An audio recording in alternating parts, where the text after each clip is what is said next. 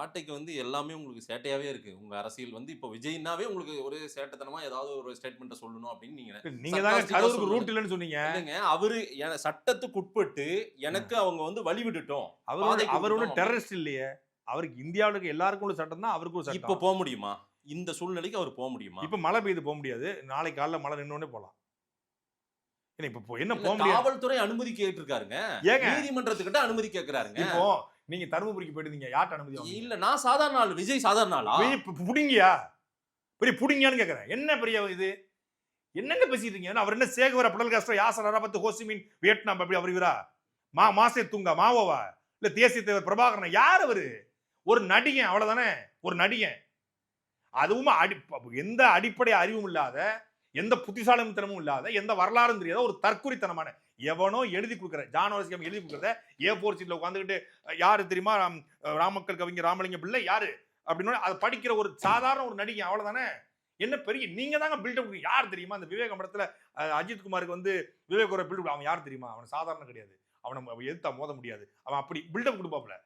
இந்த ஹீரோக்களுக்கு பில்டப் கொடுப்பது போல உட்கார்ந்து அவர் யார் தெரியுமா? யார் அவரு?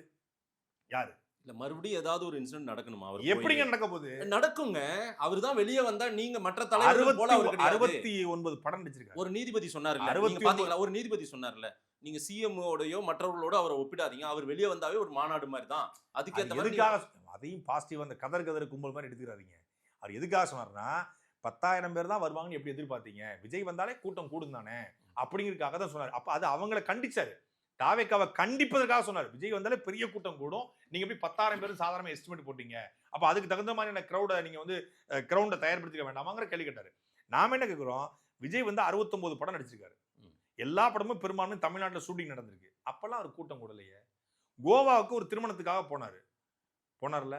எல்லாருக்கும் தெரியும். அப்பெல்லாம் அவருக்கு பெரிய கிரவுட் வரலையே. வெளிய வந்தாலே கிரவுட். ஏன் அன்னைக்கு பனையூர்ல இருந்து பட்டினப்பாக்கம் போனாரு. காருக்கு பின்னாடி தான் கேமரா போச்சு.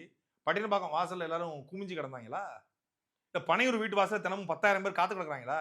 தலைவா வா, தலைமை ஏற்க வா அப்படின்னு காத்து கிடக்குறாங்களா?